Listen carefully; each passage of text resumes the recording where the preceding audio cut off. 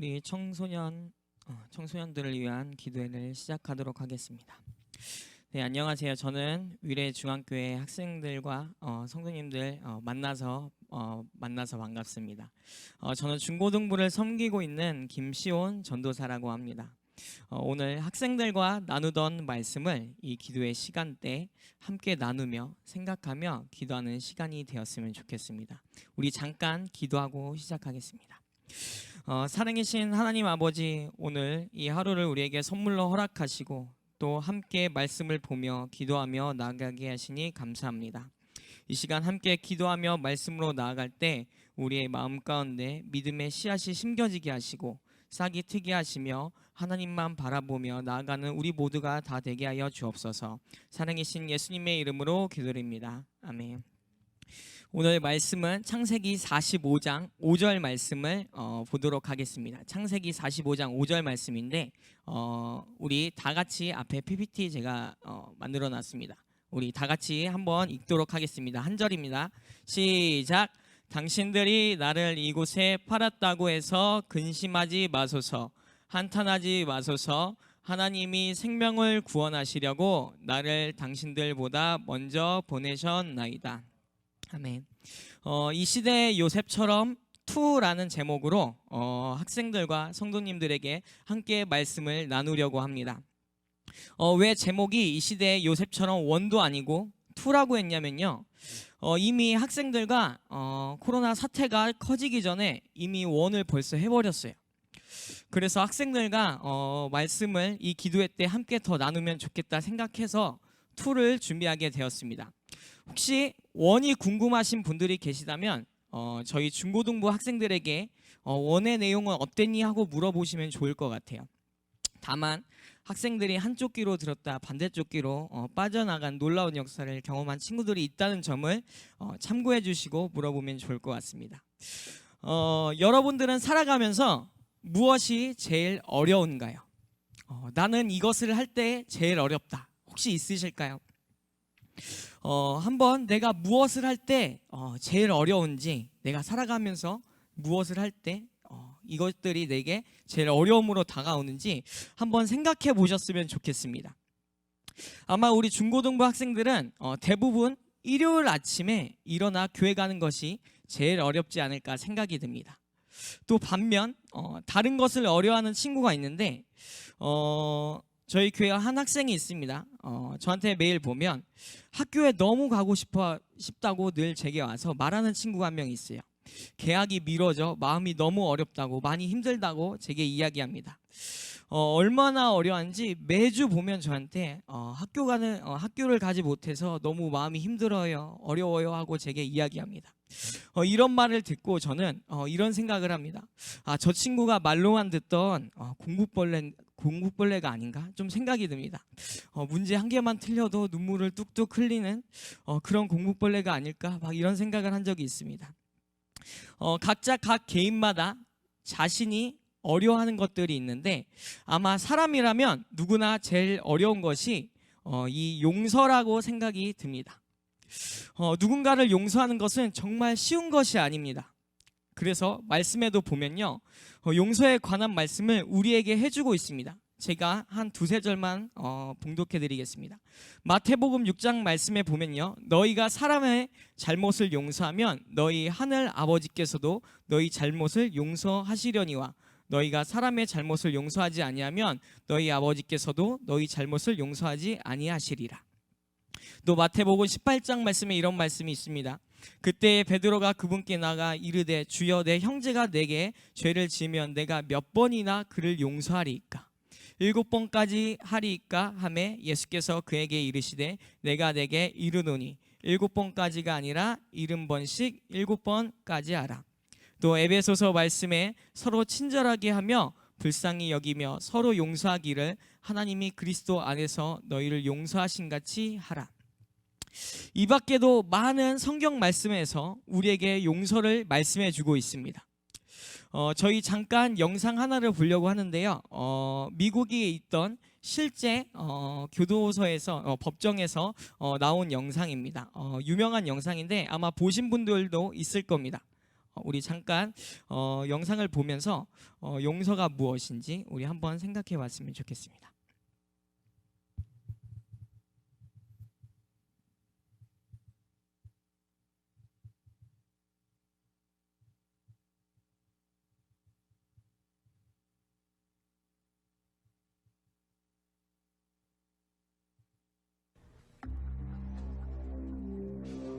On November 5th, 2003, all doubt of Ridgway's guilt was erased. He pleaded guilty to the murders of 48 women. He'd made a deal to cooperate with the prosecution to provide more information on his victims and the whereabouts of their remains. In doing so, he avoided a trial and possible death penalty. Mr. Ridgway, how do you plead to the charge of aggravated murder in the first degree as charged in count 1 for the death of Wendy Lee Caulfield? Guilty.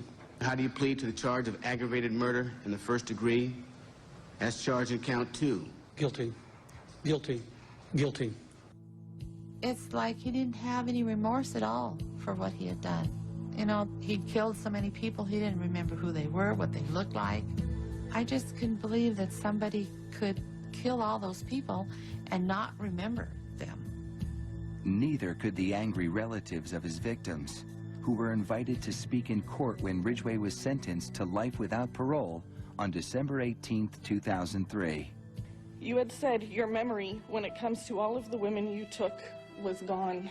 Our memory is not. In your words, you said that they didn't mean anything to you, but she meant everything to us.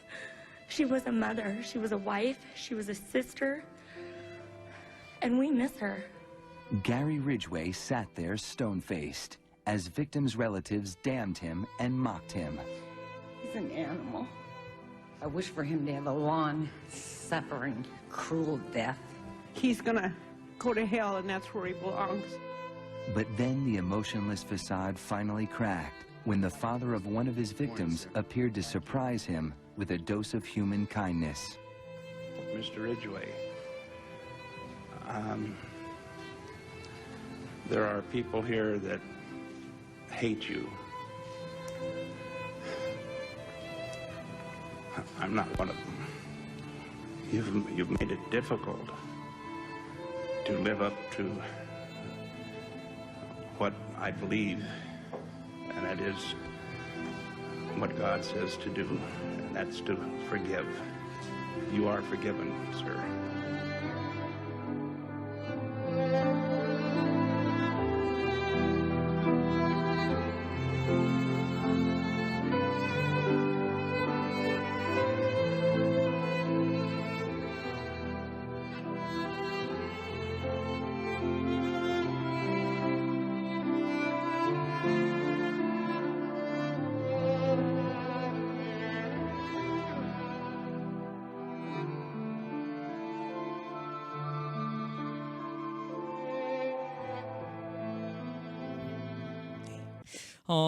저 마지막 때 용서하겠다는 저 아저씨의 마음, 우리도 공감하며 우리도 똑같이 할 수 있을까요?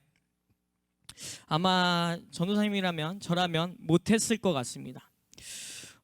요즘 청소년 언어로 사람 머리를 뚝배기라고 하는데 저는 만약에 저 상황이라면 저 범인의 뚝배기를 깨러 가지 않았을까 생각이 듭니다. 아마 저와 같은 마음으로 아마 다 저 범인을 아마 똑같이 저와 같은 마음으로 다 깨고 싶지 않을까 생각이 듭니다. 아마 많은 이와 같이 이 아저씨는 하나님께 이 용서를 배웠다며 어렵겠지만 용서한다고 합니다. 오늘 이 용서의 마음이 현대를 살아가는 우리에게도 절실하며 또 예수님께서 주신 용서와 가르쳐 주신 용서가 우리에게도 있기를 간절히 소망합니다. 오늘 말씀에 보면 요셉이 나옵니다. 지난 요셉의 삶을 보면 형들에게 미움을 사서 구덩이에 빠지게 되고 후에는 애굽으로 팔려가게 되고 또 후에는 누명에 씌어 감옥에 되는 또 말도 안 되는 이러한 삶을 사는 삶이었지만 하나님께서 요셉과 함께 하심으로 그가 어디를 가든지 형통한 자가 되게 하셨습니다. 나중에는 바로가 꿈을 꾸는데 이것을 요셉이 해석하면서 또 노예 신분이 아닌 타 나라의 총리가 되는 하나님의 은혜를 경험하게 됩니다.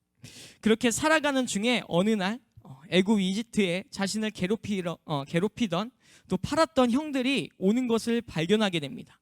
그래서 형들을 테스트하며 또 후에는 자신의 방으로 불러 모읍니다. 우리 말씀 창세기 45장 1절에서 2절 같이 함께 읽도록 하겠습니다. 시작. 요셉이 시종하는 자들 앞에서 그 정을 억제하지 못하여 소리질러 모든 사람을 자기에게서 물러가라 하고 그 형제들에게 자기를 알리니 그때에 그와 함께한 다른 사람이 없었더라. 요셉이 큰 소리로 우니 애굽 사람에게 들리며 바로의 궁중에 들리더라. 요셉이 주변 사람들을 다 물러가게 하고 2절에서 큰 소리로 울었다고 합니다. 형들을 봐도 울지 않던 요셉이 수십 년 동안 잘 참고 모아두었던 눈물이 드디어 터진 겁니다. 왜 이렇게 눈물이 났을까요? 그것은 유다의 호소 때문이었습니다.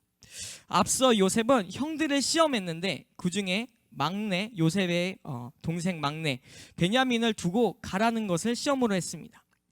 이것은 형들이 옛날에 모습이 그대로인지 아닌지 시험을 하기 위해서였던 겁니다.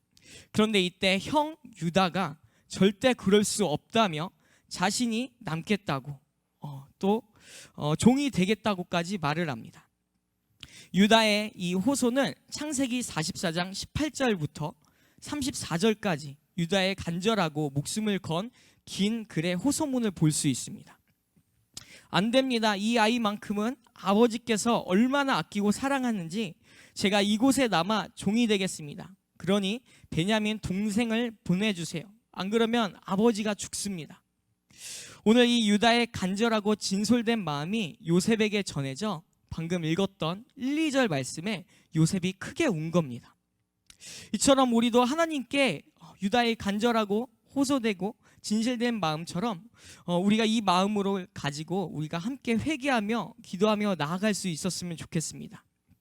그냥 형식적이고 입으로만 나오는 회개가 아닌 정말 간절하고 하나님 앞에 진실된 진짜 회개. 그럴 때 하나님께서 용서하시고 우리를 다시 한 번 더 일으키실 겁니다. 그런데 이 우는 소리가 얼마나 컸는지 애굽 궁전 안팎에 모든 사람이 들었다고 합니다.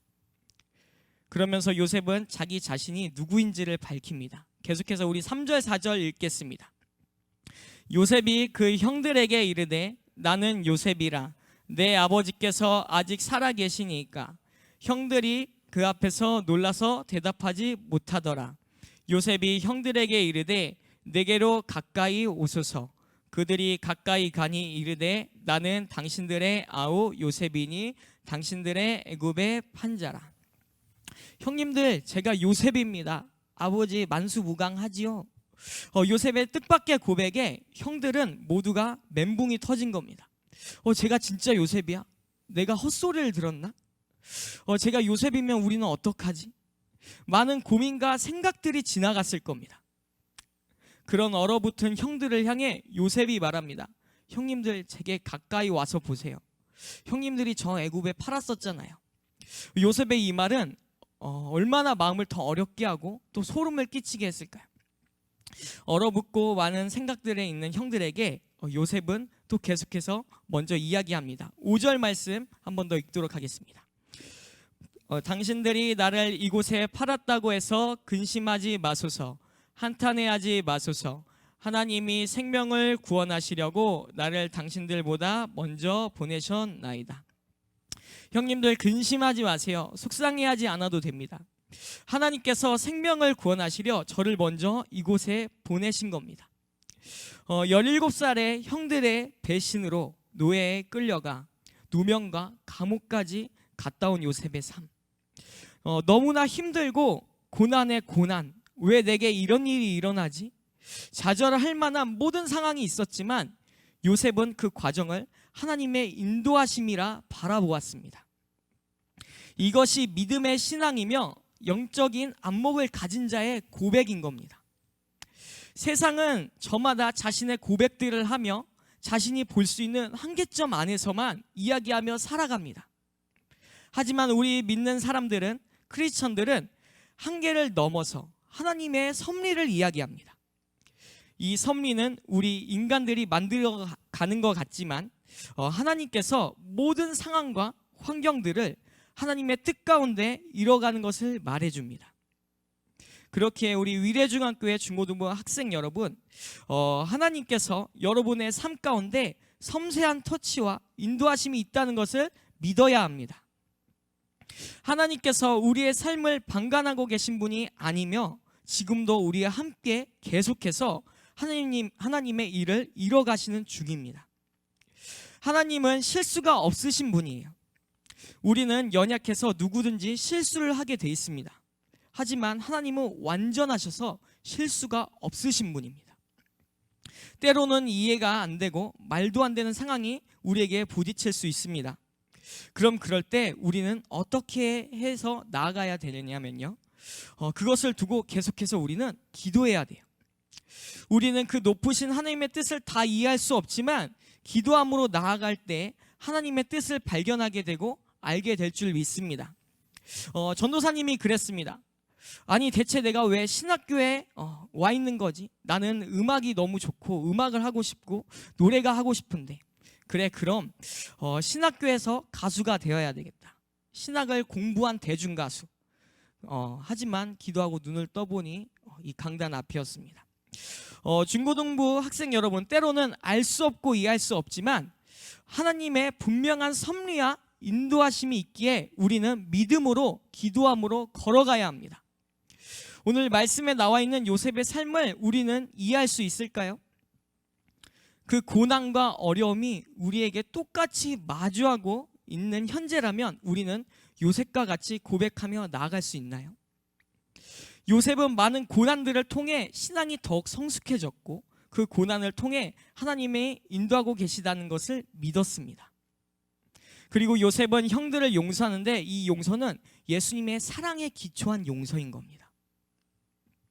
용서받을 수 없고 죄 가운데 죽어져야만 하는 우리이지만 예수님을 통해 용서와 구원을 얻게 되었습니다. 오늘 이 사랑이 우리에게도 넘쳐나길 간절히 소망합니다. 요셉의 고백은 5절뿐만 아니라 7절, 8절에서도 계속 이렇게 고백합니다. 우리 한번 읽어보겠습니다. 하나님이 큰 구원으로 당신들의 생명을 보존하고 당신들의 후손을 세상에 두시려고 나를 당신들보다 먼저 보내셨나니, 그런즉 나를 이리로 보낸 이는 당신들이 아니요 하나님이시라. 하나님이 나를 바로에게 아버지로 삼으시고 그 온 집의 주로 삼으시며 애굽 온 땅의 통치자로 삼으셨나이다. 아멘.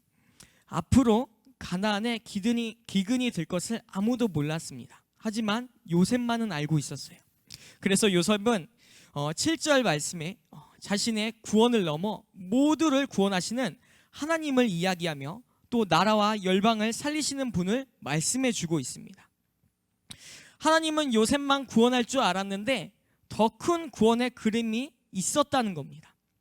이처럼 하나님의 계획은 어디서 어떻게 이뤄갈지 우리는 알 수 없습니다.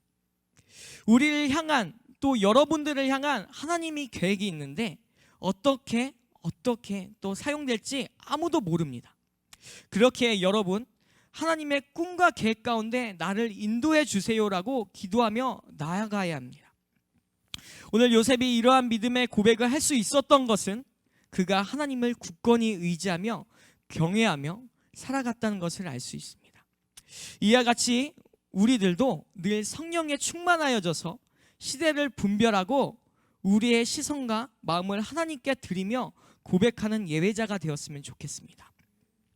많은 사람들은 육의 눈으로 현재와 인생을 보며 하루하루를 살아가지만 우리 그리스도인들은 하나님의 사람들은 하나님의 시선으로 영적인 안목으로 하나님의 꿈을 보며 살아가는 사람들입니다. 세상은 불평하지만 우리는 감사와 기쁨이 넘쳐납니다.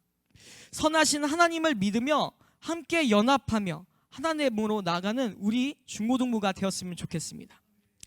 세상은 성공을 위해 많은 것을 요구하고 또 공부하라고 살아가라고 요구합니다. 하지만 요셉은 아무것도 없었고 밑바닥이었지만 그가 가지고 있던 것은 하나님 한 분이었음을 기억하고 그의 신앙과 믿음의 고백들이 오늘 나의 고백이 되어지기를 간절히 소망합니다. 이 시간 우리 함께 세 가지를 두고 기도할 텐데요.